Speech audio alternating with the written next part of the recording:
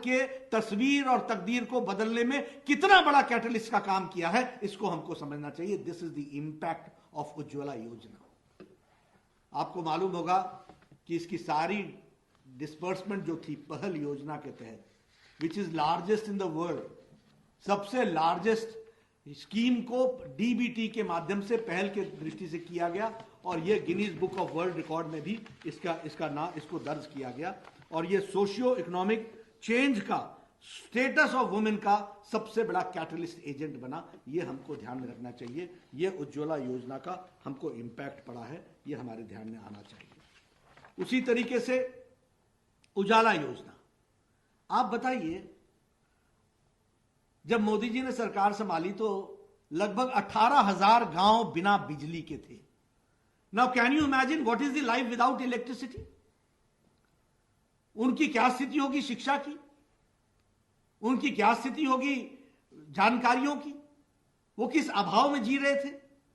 ये 21वीं शताब्दी का भारत था और ये 21वीं शताब्दी का गांव था।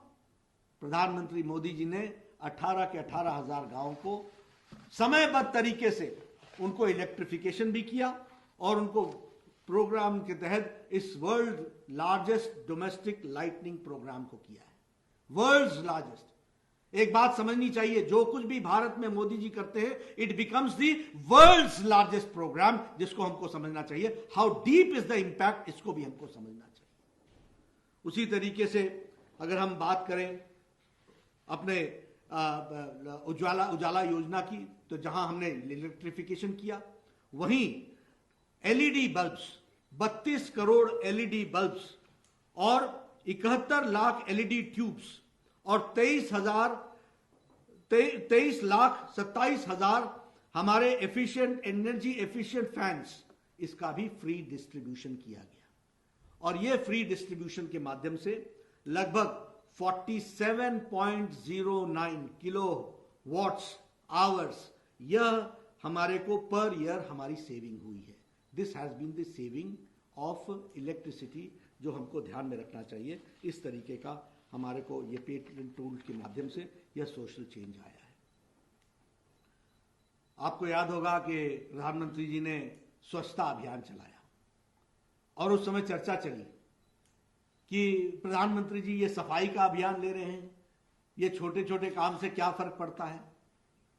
आपको जानकर के आश्चर्य होगा कि 2014 में ओपन डेफिकेशन फ्री, जो मानवता के लिए एक अभिशाप था, जो मानवता के लिए एक अभिशाप था, हमारी बहनों को, हमारे बच्चों को सूर्यास्त का इंतजार करना पड़ता था अपने दैनंदिन जीवन के कार्य को करने के लिए, और सूर्योदय से पहले उनको अपना दैनंदिन जीवन पूरा करना पड़ता था, क्योंकि उनको घर से बाहर, गांव से बाहर, खेतों में जाना पड़ता था।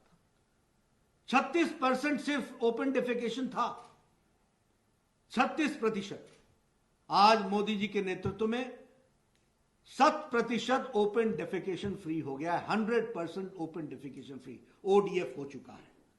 हर गांव में, हर जगह पर स्वच्छता की दृष्टि से, सैनिटेशन की दृष्टि से टॉयलेट्स का निर्माण हुआ है। 10 करोड़ 28 लाख टॉयलेट्स बने हैं, विच इज इक्वल टू 99.96%। यह है स्वच्छ भारत अभियान का इंपैक्ट। अब आप कहेंगे कि टॉयलेट बन गए, बहुत अच्छी बात हो गई, बहुत फर्क पड़, बहुत अच्छी रही। बहुत अच्छा नहीं, इसका भी इंपैक्ट हमको समझना चाहिए।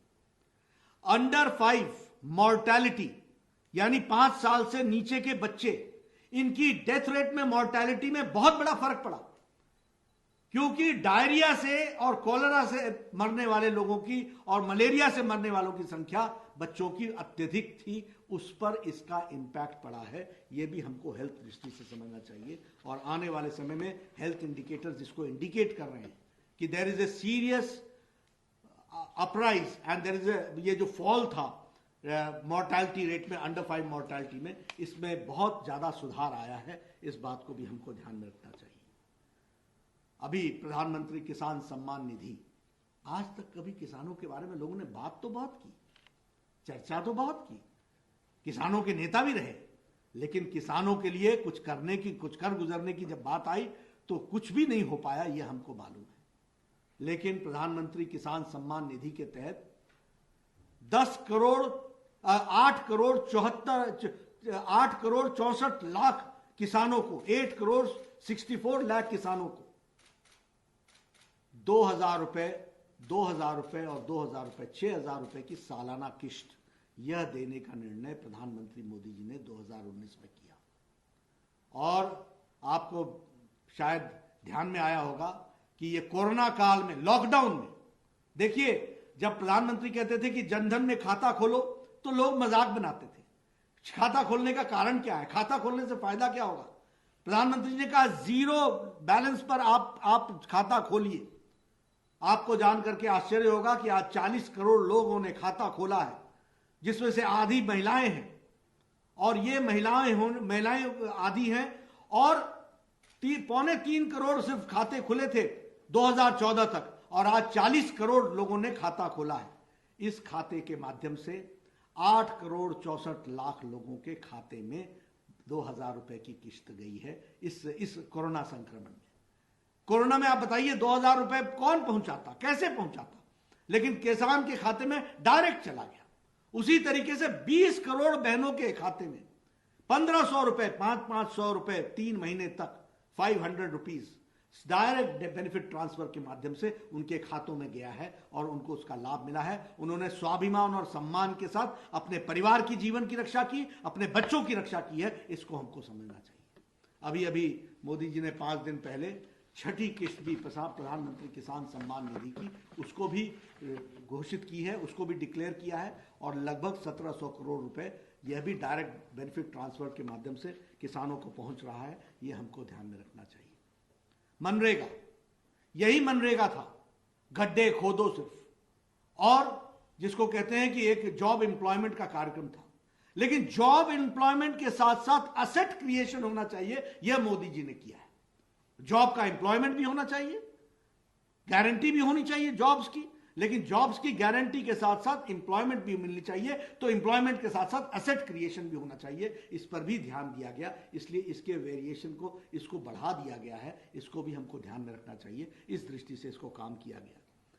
यूपीए के जमाने में टाइमली डिस्पर्सल वॉज ओनली 34%।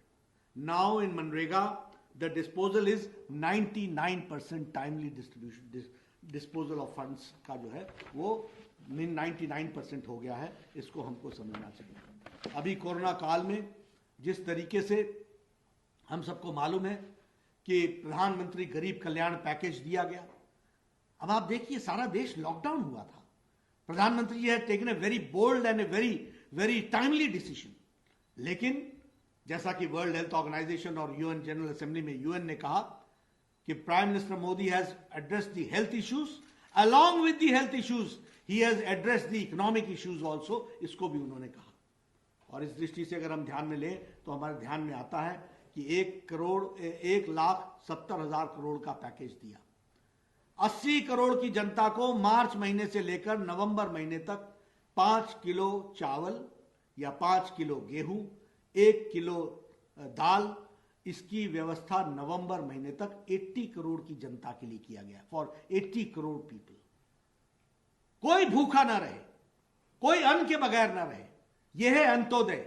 यह है फैसला लेने वाले प्रधान सेवक का वह मंशा कि अंतिम व्यक्ति को उसका लाभ होना चाहिए। यह दिखाया है। यह थी बलराम दास टंडन जी का सपना, जिसको आज साकार होते हुए मोदी जी के नेतृत्व में हम देख रहे हैं।